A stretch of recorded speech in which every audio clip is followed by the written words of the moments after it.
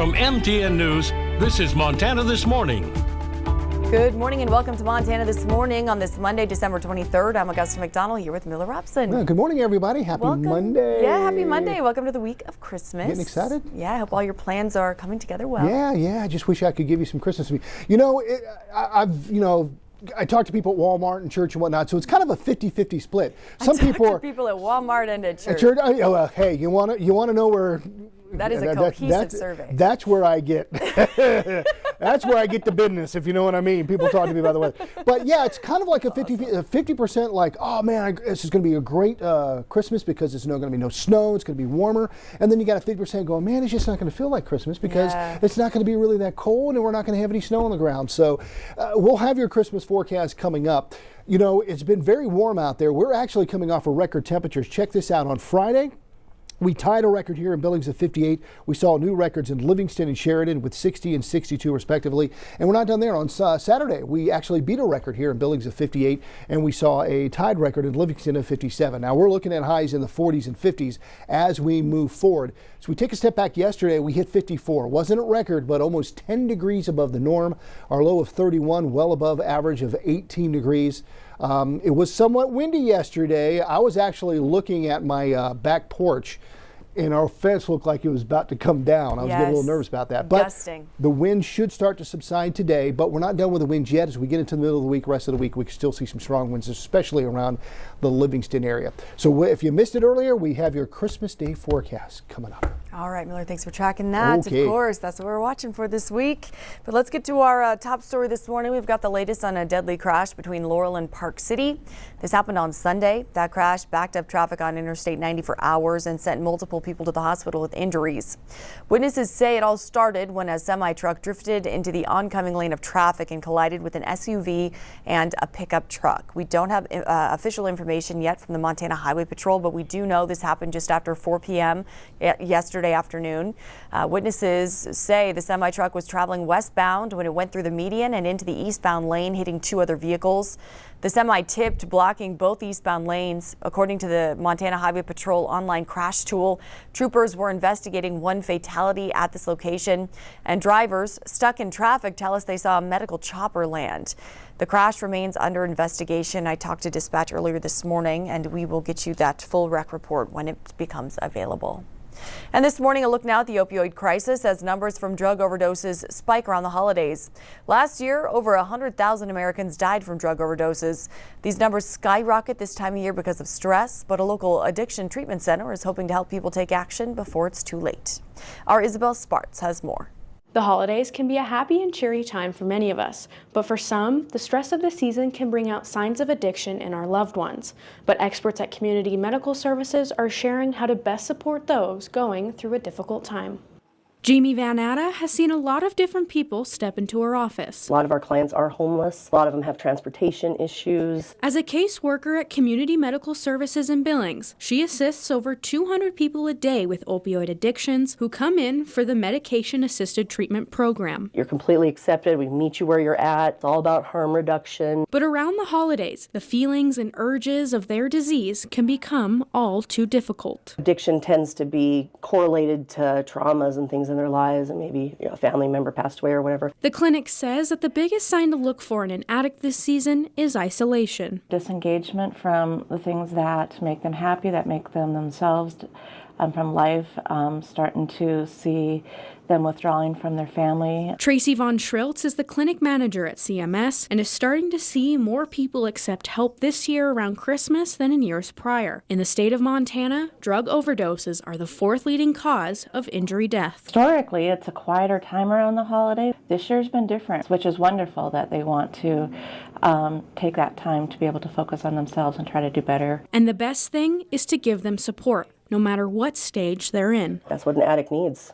Even if they're still on their destructive path, whatever it is they're doing, if they know they have that support. For Jamie, she knows how important giving that support is because she's been there herself. Holidays are difficult for me because I've lost both my parents, and I wasted a lot of years that I could have spent with my parents when I was drinking, and times I don't remember, and there's just a lot of lost time there. As a recovering alcoholic, she strives to help others and uses her family as motivators to keep her strong. They've seen me struggle and still get up and still push forward and still fight for my sobriety, which is really hard. I almost didn't make it out of it the last time. CMS encourages anyone to come in, see what options are available, and find the light at the end of the tunnel. Giving yourself grace over the holidays, helping to start new traditions, and being able to start enjoying them again, enjoying the successes. You can't give up. You can never give up.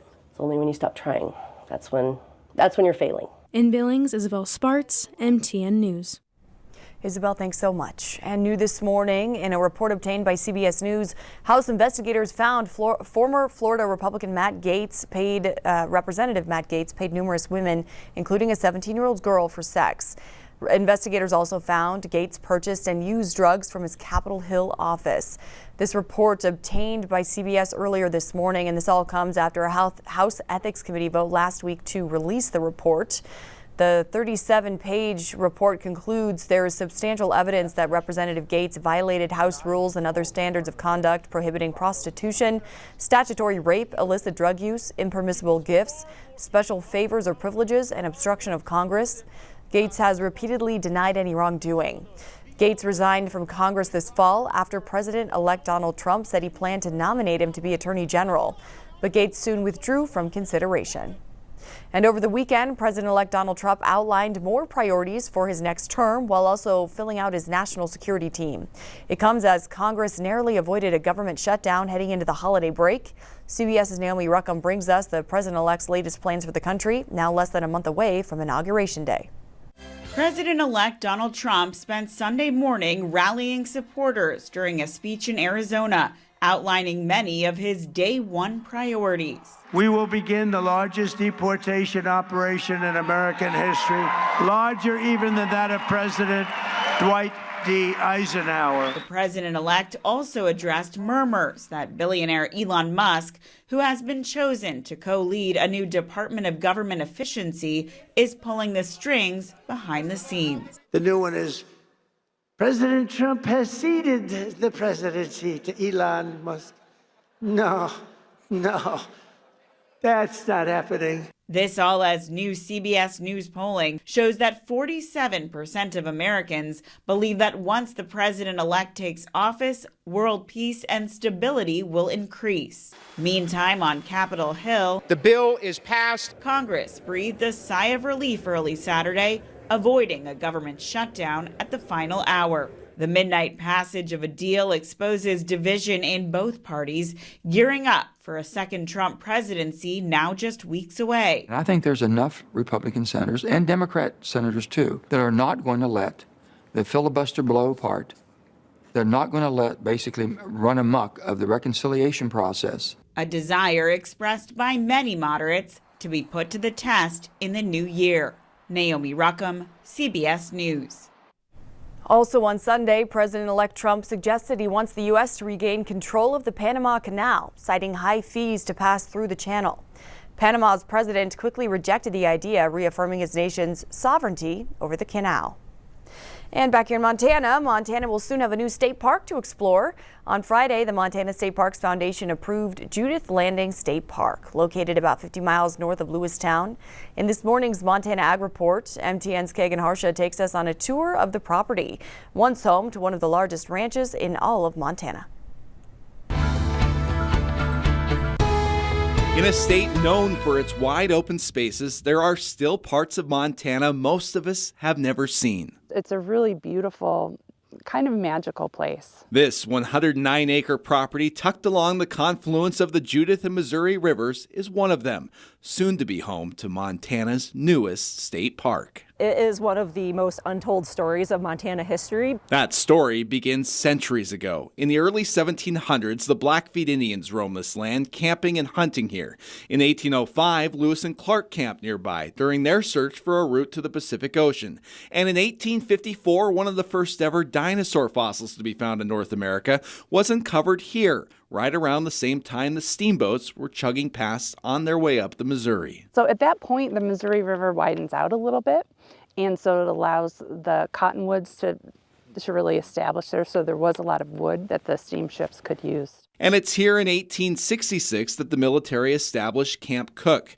The military post was the very first in what would become Montana, a community that would one day be known as Judith Landing. That building is still there. We have the one of the original post office buildings that's still there. It's a log structure. You'll also find an old blacksmith shop and a warehouse once used to store commerce headed up the river, but this may perhaps be the creme de la creme of the property. The Norris Ranch is actually still standing, the mansion, the homestead. The 1901 ranch house of what would become the infamous PN Cattle Ranch. And this was a very large ranch, one of the earliest ranches, large ranches in Montana. PN stands for Powers and Norris. Those were the two ranchers that started the big ranch out there. The ranch was known wide and far, an important piece of Montana's agriculture history. All of the buildings have been boarded up. Now the ranch is officially back in public hands, soon to become Montana's 56th state park. There's very few state parks right in central Montana. History preserved for all to enjoy here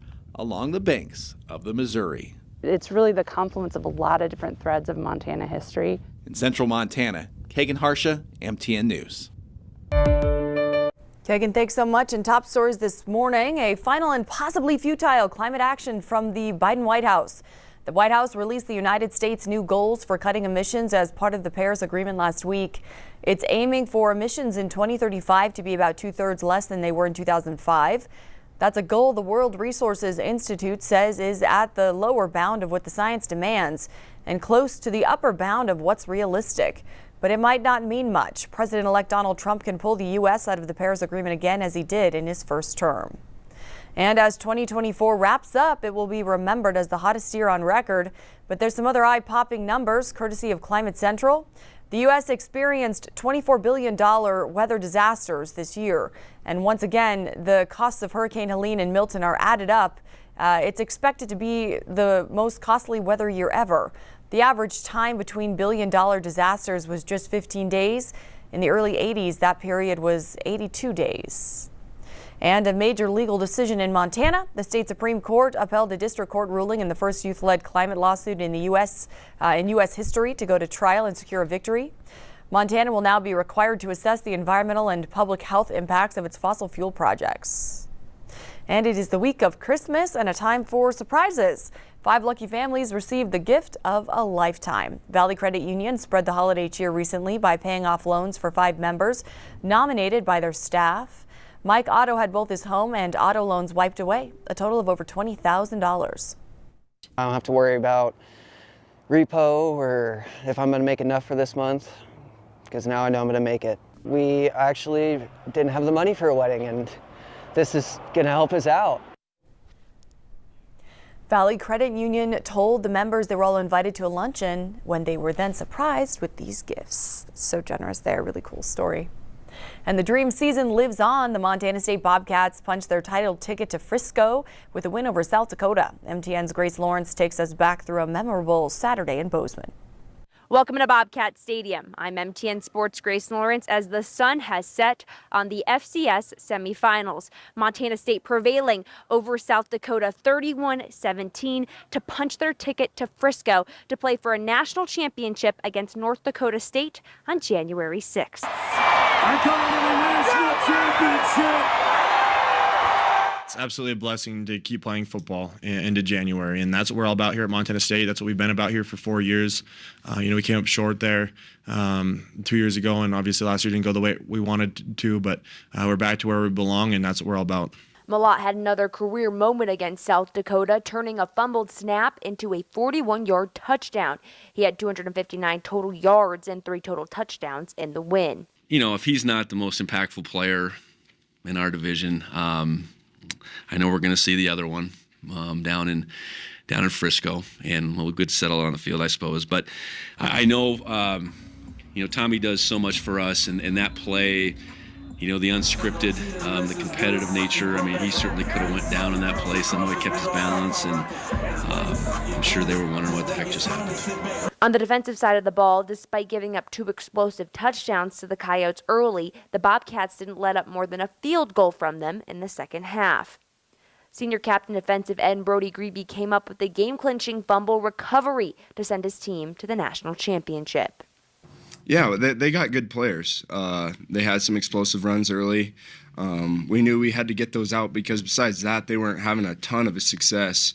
They were getting a couple yards a pop, and that's going to happen, those heavy personnels and stuff like that. But getting those big plays stopped, those explosive plays, that's what helped us in the second half ultimately. Despite how bittersweet a final game in Bobcat Stadium for the group of 24 seniors was, their attention is still on winning one more game this season. Let's look at it. We've maxed out our opportunities here. Let's not get too sentimental. We want another game on the other side. So what you've done is you've created every possible opportunity in the 24 season to play in front of this crowd. Certainly soak it all in, but know that there's a bigger prize out there that we're after, and I think this group gets that part. The game will be against the 2-seed North Dakota State, who put an end to the Bobcat season last year in the second round by blocking an extra point in overtime. Pretty excited. I'm glad it's NDSU. We got something to prove there. So. Yeah, I can't wait to play them. It's going to be a happy holiday season for Montana State fans. In Bozeman, Grace Lawrence, MTN Sports.